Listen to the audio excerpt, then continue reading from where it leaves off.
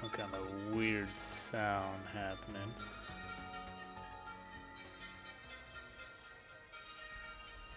Oh, I know what it is. It's my phone.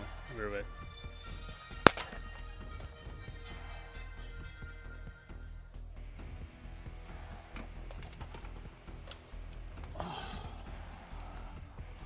Okay.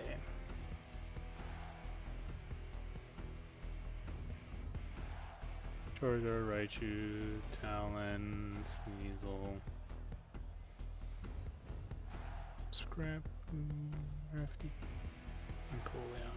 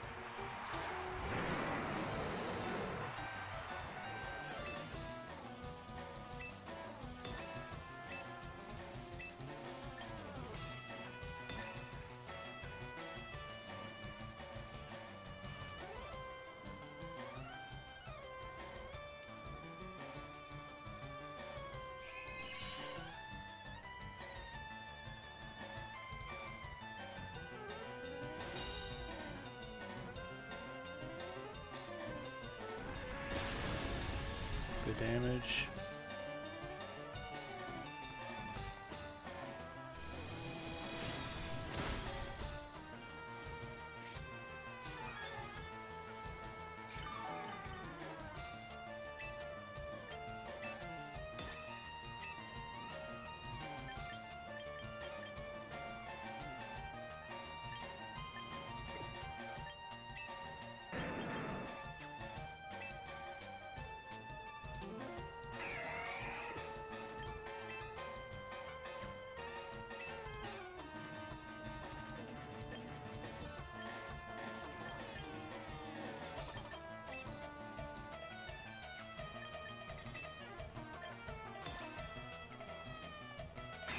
Okay.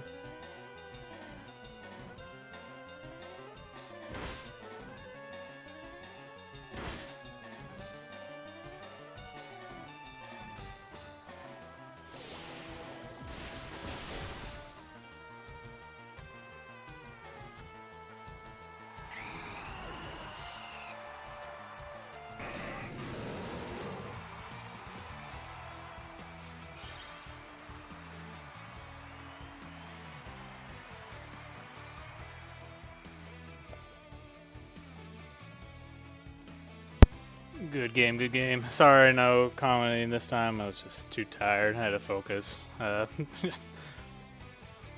Had a long week. Ended up getting a new car today because I got into an accident a couple weeks ago, and it was just a really long day. So, good game. Good luck rest of the season, and hope you make it far. Bye. Alright, like I promised, here is the Week 5 recap. I just got done playing the game. Like I said at the end of the video, I was just really tired. I was taking notes, and even my notes just don't look as clean as I like. Sneasler, Raichu, Talonflame, Charizard X, Crafty, and Polion. It was a pretty crazy team. I was prepping for a lot of. They have a lot of ground and ground and fighting weaknesses. So you saw on my team, I carried a couple fighting moves, a couple ground moves. They played well, really well, to really put me on in a position where, you know, luckily my Feraligatr was faster than their Charizard X. You could see that after they both Dragon Dance, my Feraligatr hit first, so I knew that I had the advantage at the end of the game. The last couple moves in game 1, I just had to kind of really call it. I knew that I was pressuring with Feraligatr, so honestly, I think it was a bad move. Honestly, I think I should have just liquidationed and close combat, because Arcanine was going to be faster than Empoleon. Or should be.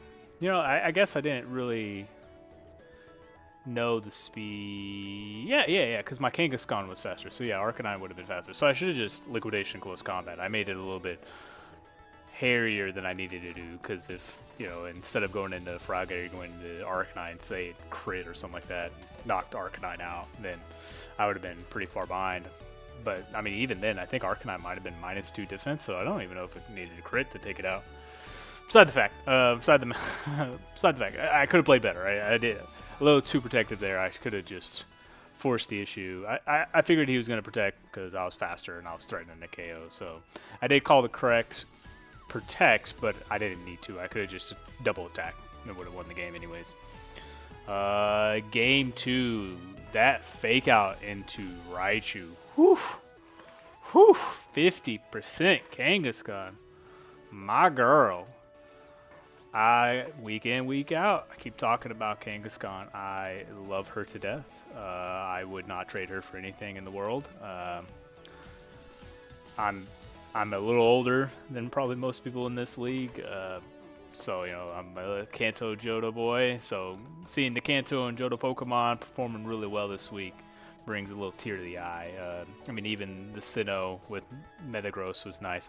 Hydreigon, he didn't get a KO, but threatening with her power was nice, and the focus sash really came into matter in the game 2 there. That Scrafty hit hard.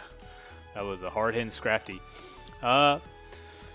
Trying to figure out the item on everything. I didn't find out what the Talonflame had. I think they posted their open team sheet just recently. Let me go take a look, because it was Life Orb on Sneasler, Chopal on Scrafty, Leftovers and Polion, and then Stone. What did they have on? I assume it's Beak. Yeah, it was Sharp Beak. So